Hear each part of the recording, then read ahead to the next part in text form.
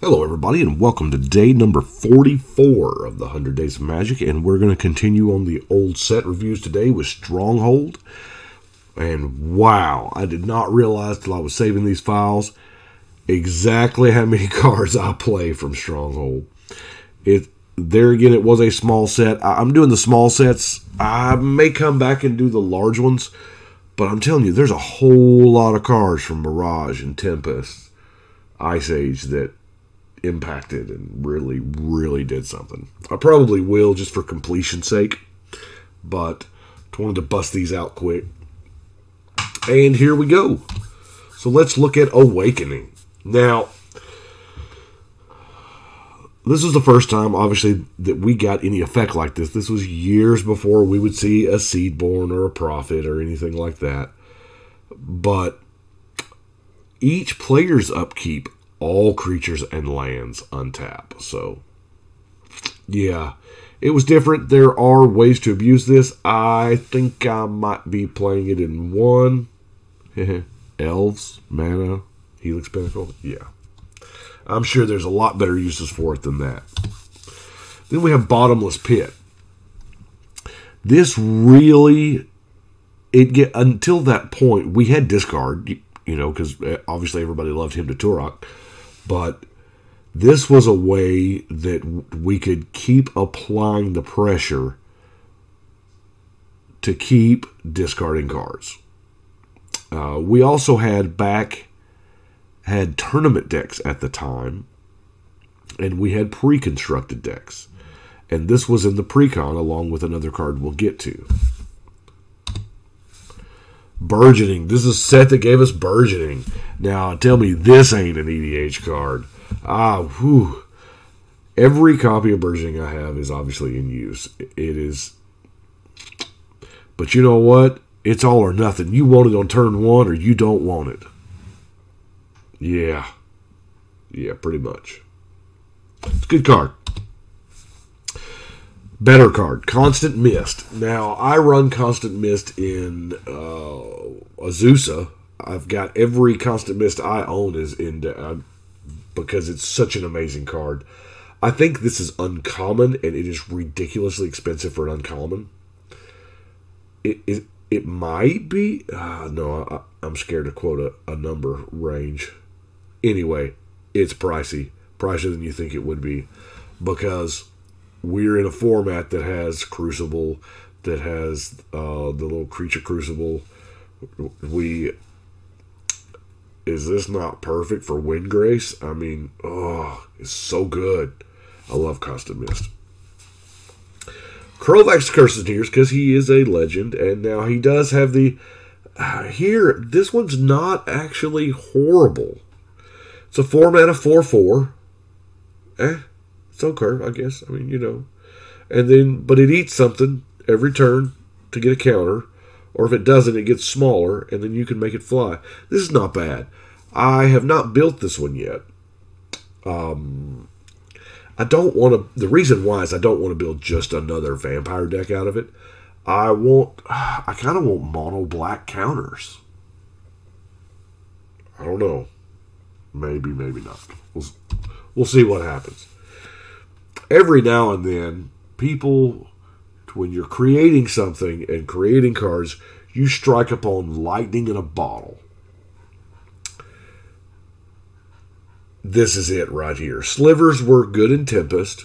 Everybody liked the fact that they were a hive mind, which, by the way, I will forever believe in my mind they got from the Borg. But anyway.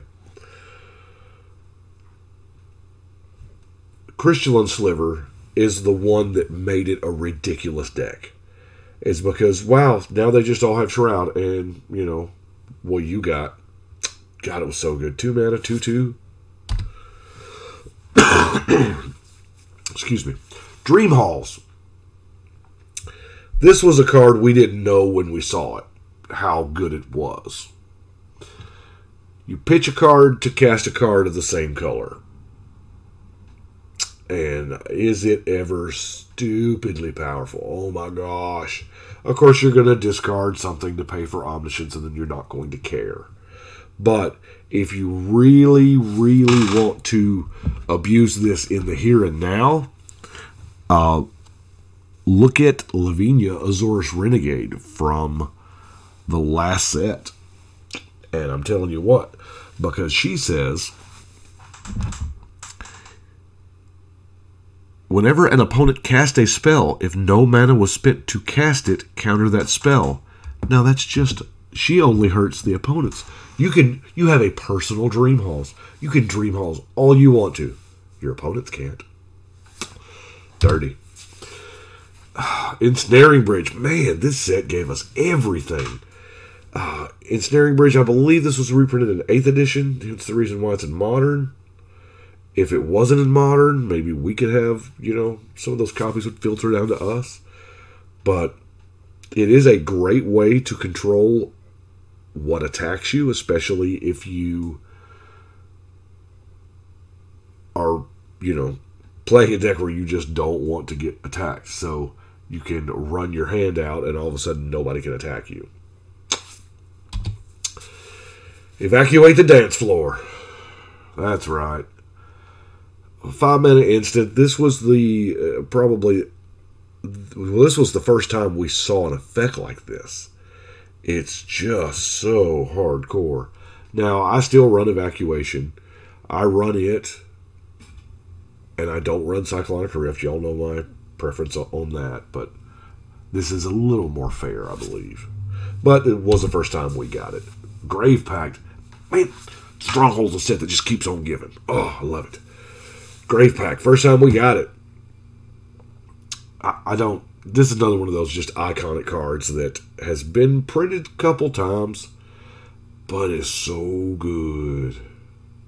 It's just put it to a graveyard. Everybody else sacks a creature. I did shenanigans with it back in the day with Hell's Caretaker. And I say back in the day. Heck, I'm still doing shenanigans with Hell's Caretaker and Grave Pact. But, good stuff. Hearthstone. Now, Hearthstone, backstory here. Hearthstone was in, y'all remember those Slivers? And Hearthstone was kind of made in Stronghold. The Slivers had activated abilities. And they made Hearthstone to make them cheaper. Especially one that's upcoming. But Hearthstone works really good with a whole lot of creatures. As a matter of fact, coincidentally, every creature with an activation cost. I.e. Memnarch. Yeah, I know I'm always coming back to Memnarch, but there are other things. And I mean, if you just want to animate a Staff of Domination, that's cool too. But Hearthstone, worth its weight, man. Herbert Druid. Oh, gosh. By the way, I love the ink on this guy's arm. It's just balling. Sorry, I'm probably 95% over my crud that everybody has and is going around. But Herbert Druid, man, it was just put together to be. I don't know what they were thinking here, because you specifically have to essentially mill till you hit a basic land, and you can control that. I mean, you can put one basic land in your deck or what have you, but it's just nuts. So much can do with it. Horn of Greed. Horn of Greed reprinted not too long ago, actually. It is not optional. You play land, you draw a card. That's just how it is. But it's really good in Azusa, Min and Din, Lord Windgrace, all of those crazy, I play a bunch of land decks. I have been known to put it in mono white decks just because it's card draw. Intruder Alarm. Oh man, Intruder Alarm plus blank equals profit. Okay? That is just, ooh. It is so good. Now, Blue-Green Elves have been using this forever with the Imperious Perfect, because you spend a mana and tap her, and you make a creature, which untaps her, and if you've got a Llanowar or a Mystic to get that mana, you just... Oh, it's silly. There's, I mean, tons of other stuff you do with it, but green and blue is obviously the most broken. We're in Vannifar season now, so I've got my Vannifar and my Intruder Alarm sitting just chilling in her box, and I'm not exactly certain what the rest of it's going to be. I don't want it to be a typical pod chain, but it's going to be something. I don't know. But Intruder Alarm, man, it's an amazing card, especially if anything you can tap to put out a creature. Let's not talk about Carico. Mana Leak. I know Mana Leak is not the greatest card for us, for our format. You know, unless you've got it early game, it's almost worthless. Unless you just want them tapped out, or you get lucky and you want to counter the second spell they've played this turn, whatever. But counterless, you pay 3 for splashability. 1 blue is really good.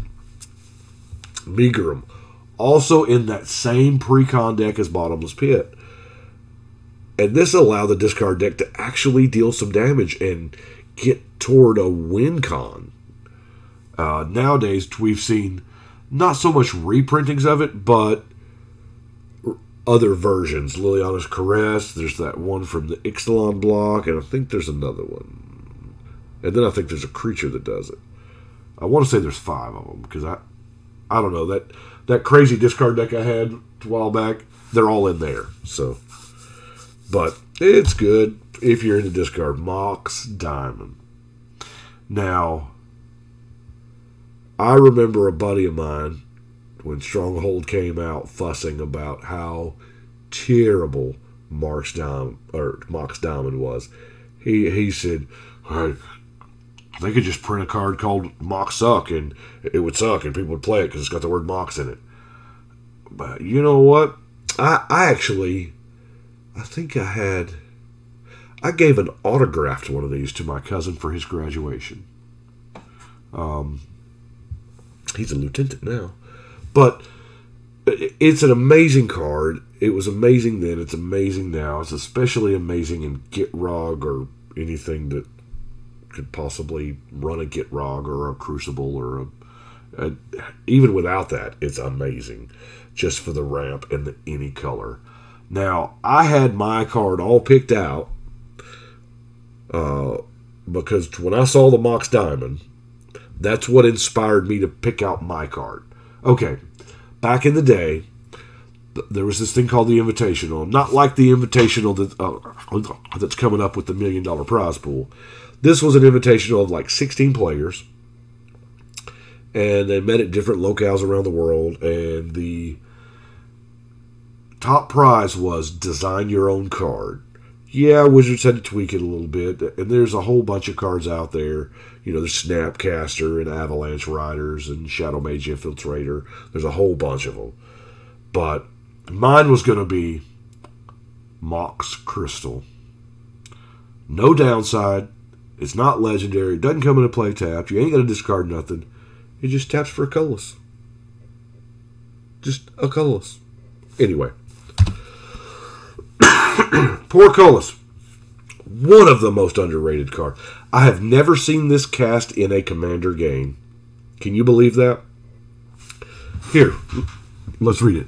Whenever any creature comes into play, if there are 2 or more other creatures, set that creature aside until Portcullis leaves play. So, at 2 creatures is the max limit for creatures in play. Now, granted, if there are 5 creatures on the board when you cast it, it doesn't get rid of any extras, but no new ones can be played, and you still got room to pop a couple of them. So, I love me some Portcullis. The only problem was Stronghold only. Y'all know what that means. Primal Rage is a big favorite. Just, you know, blanket giving out trample. Nowadays, we kind of tend to lean toward the creatures that already have the trample in them. But there was a lot of older cards that they specifically left trample off of because, well, if they had trample, they would be too good. Well, you know what? Those are the cards I want to add trample to. And for 2 mana, it's not bad. I mean, it's not bad at all. Pursuit of Knowledge. Ladies and gentlemen, I present to you white card draw. Yes, you have to skip drawing 3 cards, but then you draw 7. So, you pay 4 mana, cast the card, you're down 1. Skip drawing 3 cards, you're down now 4 cards to draw 7. This is amazing. What I used to do with it was pair this with Sylvan Library, because Sylvan Library does actually say draw 3 cards, and the way it's worded, it doesn't like screw you over like Brainstorm would. But still, any draw 3 card spell makes it really good. I also used to use a Howling Mind with it, so you would still get like 1 card a turn that way, or you wouldn't have to wait as long. I like it. It's conditional, but in this day and time of white enchantments and not a lot of card draw, you got to look at anything that's mono white and says draw 7 cards. Reins of Power. I got an idea. Let you and me trade creatures this turn. Nothing bad can happen, right? Except I don't have any creatures and you have a board. That's how I used to do it. Is you were playing pretty much hardcore control and you were not running any creatures whatsoever, and you just Reins of Power and just kill them with their own dudes. Rolling Stones. This is the beginning, folks, right here. This is the very first walls were not walls. It's not even it would have been. The flavor text is cool and all, but I really think it should have been a quote from Jagger. I don't know. Maybe that's just the old guy in me. I say old guy. Gosh, the Stones are older than everybody, though. I think that's the point. Ruination. Oh, when you absolutely positively don't want no friends. Yeah, you can play mono red, and you can play your Blood Moon, and you can play Ruination. But I think Ruination is worse than Blood Moon, because at least Blood Moon, they still got lands and still got mana. They can, have hopes and dreams. With Ruination, you kind of erase all that. It's a good card, though. All of them that I have are index. So, Sacred Ground. Check this out. I have never owned this card. I've never seen this card. I opened a ton of Stronghold. I have been playing nonstop. I've never gotten out of this game since like 94. And I have never seen a Sacred Ground in the wild. Or in person. I've never seen one. I've never seen it cast. I've never seen it in a trade binder or a store. Or I've just never actually seen this card. It's just images. But it's amazing.